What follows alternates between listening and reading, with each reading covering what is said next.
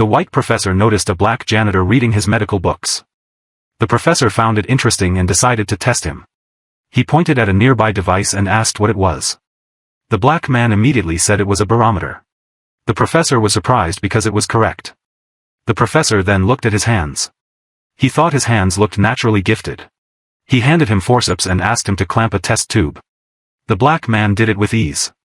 The professor made it harder and told him to use his left hand. He stayed steady and even did extra steps smoothly. His movements were so skilled that the professor was shocked. Most students couldn't do that. The next day the professor made him a lab assistant. But his wife heard the pay was only $12 a week. It was far less than his old carpenter job. But Thomas saw it as a better opportunity. He said it was important work and a real chance. He had wanted to study medicine since childhood. After high school he worked 7 years as a carpenter to save money.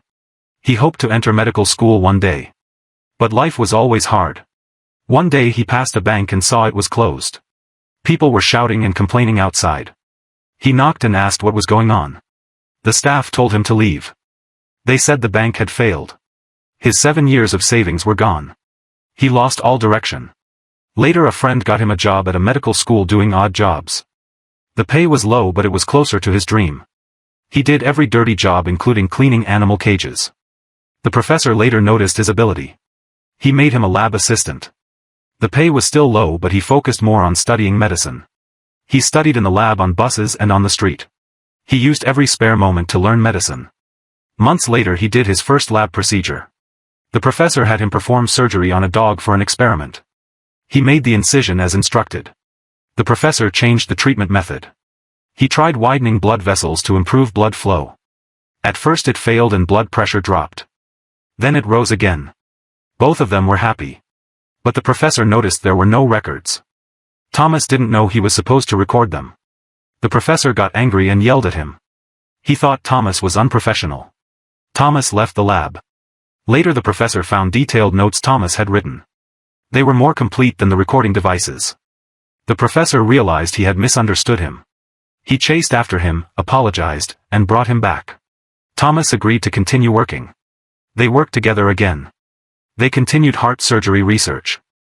The professor was sharp and decisive. Thomas had steady and precise hands. Years later they made a breakthrough. They improved the treatment method. It was used in field hospitals to save many soldiers. A general came back to thank the professor and promoted him. But at the celebration the professor didn't mention Thomas. He even had him serve drinks. Thomas didn't leave. He cared more about medical research. They later moved to Johns Hopkins Medical School. It was the place Thomas had always dreamed of. The hallways were filled with portraits of medical legends. The professor said he would be up there someday too. Thomas had the same dream. But security told him to use the back entrance. Even the department head couldn't change the rule. Thomas had to come and go through the back. Even there he was treated differently. Some people gave him menial tasks. Some treated him like a janitor. But a few doctors were willing to talk to him. One doctor discussed heart disease research with him. She talked about a condition called blue baby syndrome. At the time it was almost untreatable. The professor decided to study it together. Because he had once nearly died from illness himself. He wanted to do something meaningful. So they began experimenting on dogs. Because babies' hearts were too small. They had to test on animals first. The professor asked Thomas to build small tools. Like tiny forceps and breathing devices. But Thomas also worked a second job after hours. Life was extremely stressful. His wife wanted to work too but had to care for the child. Their situation was tight. After 3 months there was no progress. The professor became anxious. But he kept pushing forward. Thomas realized the issue was how the vessels were being compressed. The professor changed direction. Thomas built a simple breathing machine. The professor saw hope again. They continued the experiment. A visiting doctor saw Thomas operating skillfully. He was impressed. But people in the hospital still discriminated against him. He later found out he was officially just a maintenance worker. His pay was very low. That hit him hard. A joke from the professor pushed him over the edge. He walked out of the lab. Later the experiment succeeded. The professor realized Thomas was essential. He went to request a raise and promotion for him. Thomas returned to the lab. They continued working together. They moved into surgical experiments. They successfully connected blood vessels and prepared to treat the infant condition. But religious figures opposed the surgery. The professor argued it was life-saving work. Later a dog died during an experiment. The project stalled again. Thomas identified the real issue. The stitches wouldn't grow with the vessels. So they redesigned the surgical method. They created a new stitching technique and successfully tested it in front of witnesses. But the actual surgery carried high risk. Many doctors refused to participate. Even the dean suggested delaying it. The professor insisted it had to happen now. Because the baby couldn't wait. On the day of surgery the atmosphere was tense. Thomas was initially blocked from entering. The professor broke the rules and brought him in. It was his first time in the operating room. They performed the critical surgery together. A nurse's mistake nearly caused an issue. But the professor stayed calm.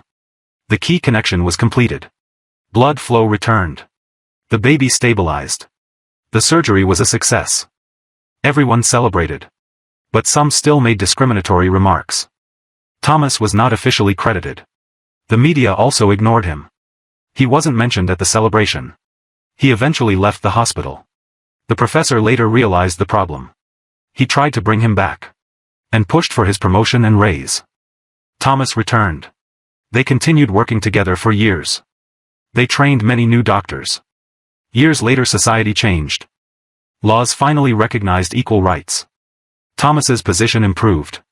He later reunited with the professor at the hospital. They looked back on everything together. Neither of them cared about fame anymore. Before his death the professor left alone for the last time. Thomas later learned the news. He was deeply affected. Years later he was officially honored. His contributions were finally recognized. His portrait was placed next to the professor's. Their names stood side by side. Their work changed the history of heart surgery and saved countless babies. Thomas faced injustice for most of his life. But he never left medicine. In the end he fulfilled the career he loved.